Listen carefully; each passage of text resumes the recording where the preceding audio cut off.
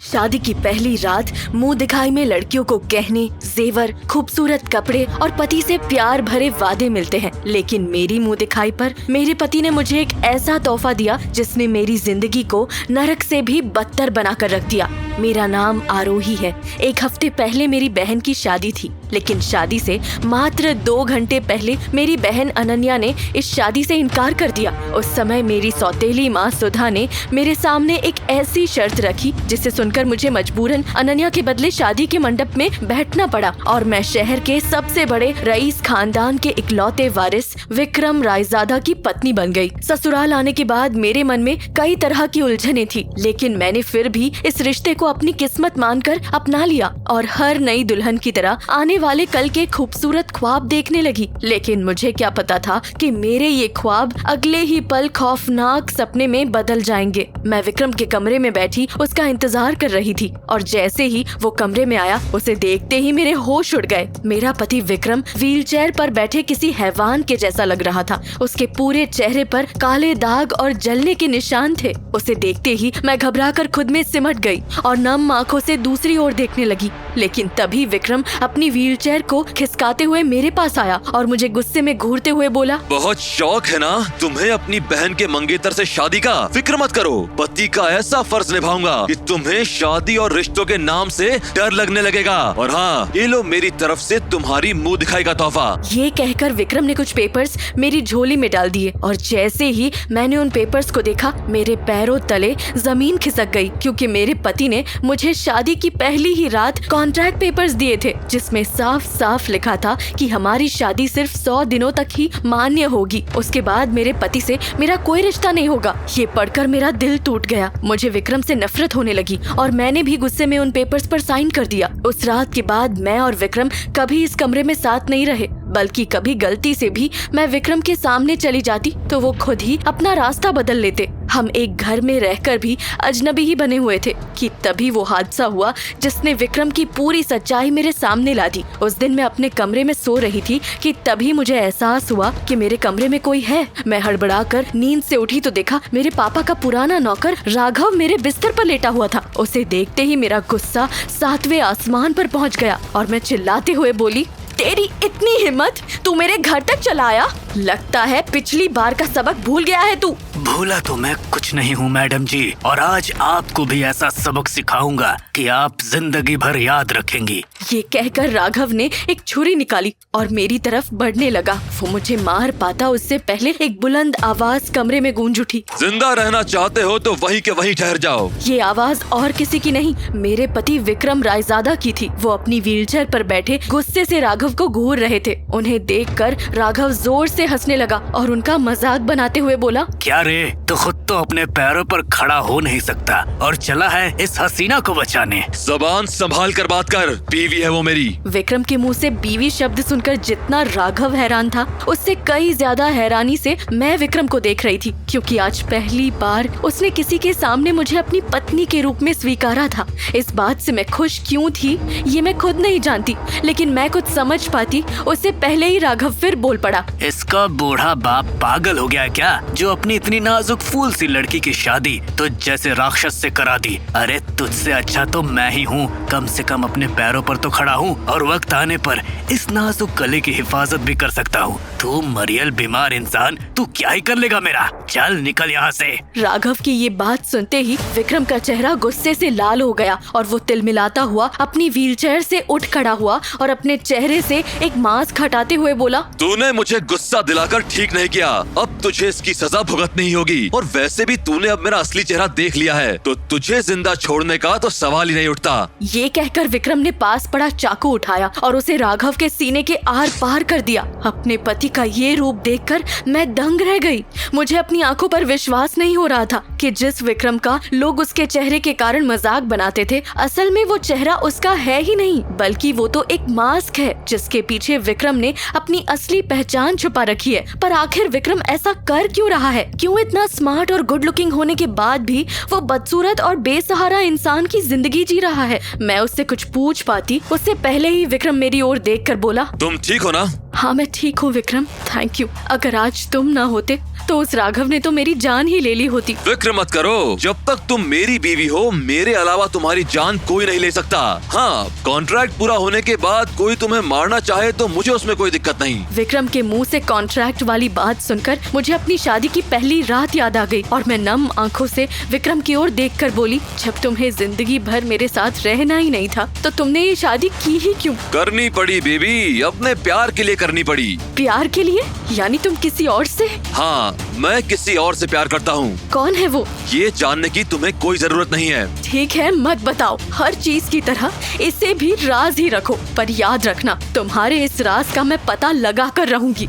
ये कहकर मैं उस कमरे से बाहर आ गई और सीधे विक्रम की माँ इंद्राणी के पास गई। अरे आरोही बेटा, आओ ना। अब वहाँ क्या कर रही हो? मम्मी जी, मुझे आपसे कुछ जरूरी बात करनी है। हाँ बेटा, बोलो ना, क्या बात है? मम्मी जी, मैं जानना चाहती हूँ क्या मुझसे पहले विक्रम की जिंदगी में कोई लड़की थी? बेटा, आज अचानक से ये सवाल क्यों पूछ रही हो? कुछ हुआ है तुम्हारे और विक्रम के बीच? कुछ हुआ नहीं है, पर आगे भी कुछ गलत ना हो इसके लिए मुझे विक्रम के अतीत से जुड़ी हर बात जाननी है। बेटा, ज्यादा तो मैं खुद भी नहीं जानती, क्योंकि विक्रम अपनी जिंदगी के बारे में कभी किसी को कुछ नहीं बताता। हाँ, मगर तुम्हारी बहन से अपने रिश्ते को लेकर वो बहुत खुश था। क्या विक्रम अनन्या को पहले से जानता था? क्योंकि जहाँ तक मुझे पता है उनकी अरेंज मैरिज हो रही थी। Arrange marriage? ये कैसे हो सकता है? अनन्या के बारे में विक्रम ने खुद मुझे बताया था, तभी तो मैं उसका रिश्ता लेकर तुम्हारे घर आई थी। अगर ऐसा था तो अनन्या ने शादी से मना क्यों किया? यही तो मुझे आज तक समझ नहीं आया बेटा। जब विक्रम ने अनन्या से शादी करने की इच्छा जाहिर की तो उसकी बातों से साफ लग रहा था कि वो अनन्या से इस बारे में बात कर चुका है, तभी तो हमने सब तय किया था। पर पता नहीं क्यों तुम्हारी बहन एंड मौके पर मुकर गई। पर चलो, अच्छा ही हुआ, कम से कम मेरे बेटे को तुम जैसी समझदार जीवन साथी तो मिली। मम्मी जी, अनन्या के अलावा और भी कोई लड़की थी क्या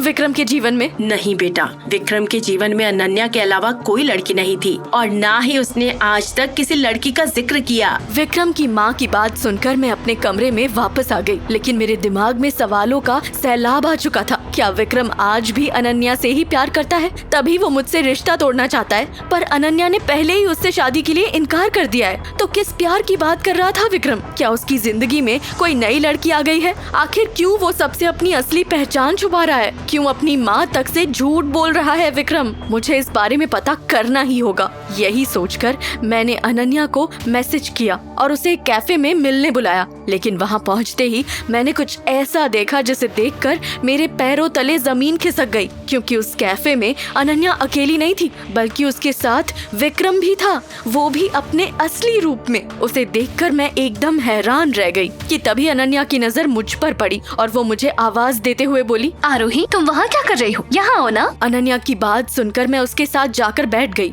लेकिन मेरी नजरें अब भी विक्रम पर थी, जिसे देखकर अनन्या मुझे ताना देते हुए बोली, आप बस भी करो, कितना घूरोगी मेरे बॉयफ्रेंड को? माना तुम्हारा पति भद्दा और बदसूरत दिखता है, पर इसका मतलब ये तो नहीं कि तुम दूसरे के प्यार पर नजर डालो। माफ करना राजवीर बेबी, मेरी बहन जरा ज्यादा ही बेशर्म हो गई है। वो क्या है ना, बेचारी की शादी तो हो गई, पर शादी और पति का कोई सुख नहीं मिला इसे। बस करो अनन्या, आखिर ये तुम्हारी बड़ी बहन है। इसकी मासूम शक्ल पर मत जाओ राजवीर, तुम्हें इसकी सच्चाई पता नहीं है। ये सिर्फ दिखने में सीधी दिखती है, पर इसकी हरकतें। कैसी है मेरी हरकतें?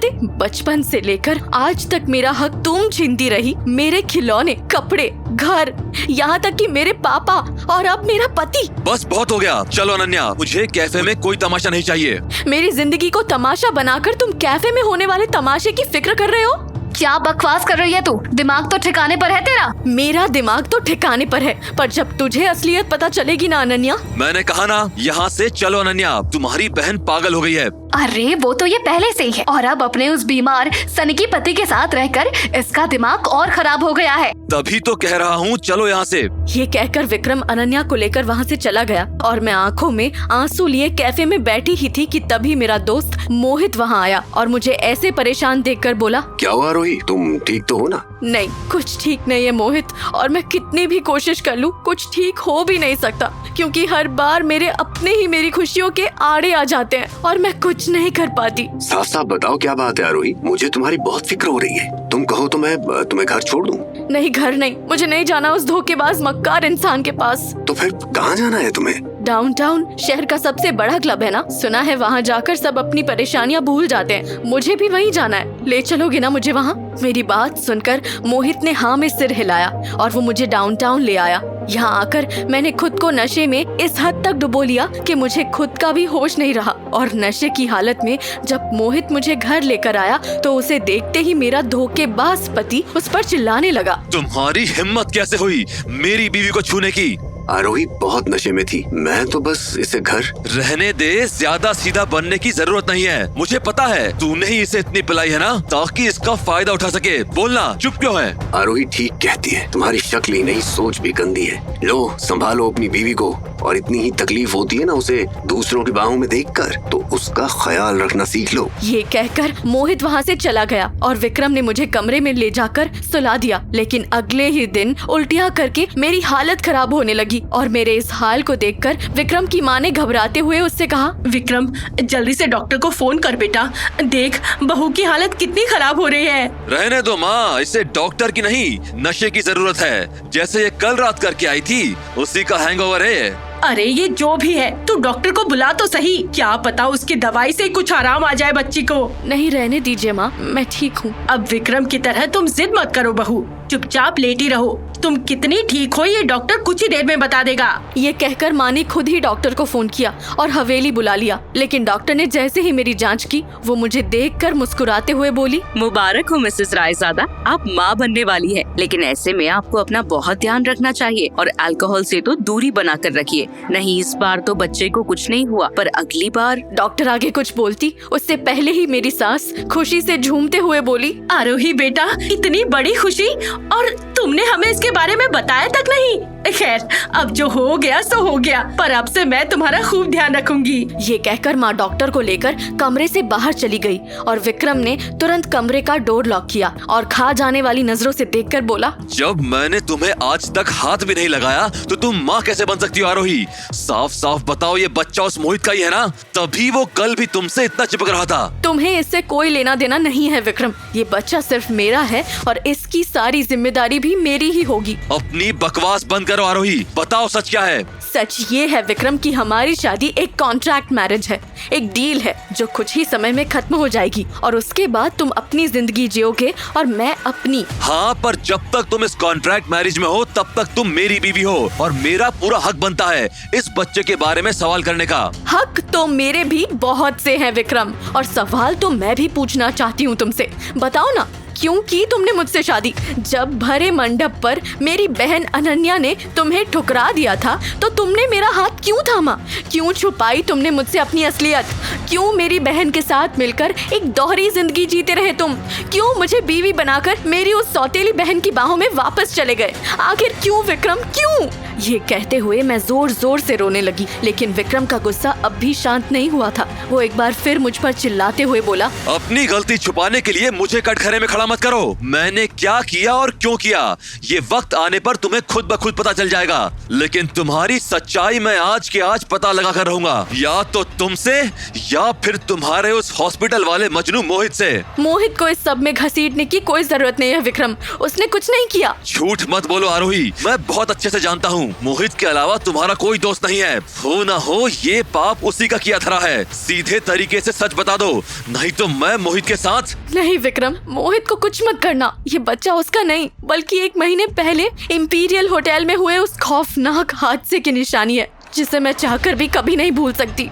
इंपीरियल होटल का नाम सुनकर विक्रम एकदम शांत हो गया और 2 मिनट बाद वो एक गहरी सांस लेते हुए बोला, तो क्या उस रात तुम भी इंपीरियल होटल में थी? मैं भी मतलब? तो क्या तुम भी जानना नहीं चाहेंगे आखिर क्या हुआ था इंपीरियल होटल में उस रात, जिसका नाम सुनते ही हैरान हो गया था विक्रम? आखिर कौन सा खेल खेल रहा है वो मेरे और अनन्या के साथ? आखिर क्या है विक्रम और मेरी कॉन्ट्रैक्ट मैरिज का सच? और आखिर किसके बच्चे की माँ बनने वाली हूँ मैं? और क्या है विक्रम की व्हीलचेयर और मास्क के पीछे की कहानी? क्यों विक्रम छुपा रहा था दुनिया से अपना असली चेहरा? इन सभी सवालों के जवाब जानने के लिए डाउनलोड कीजिए पॉकेट FM और सुनिए मेरी रोंगटे खड़े कर देने वाली कहानी शादी के बाद।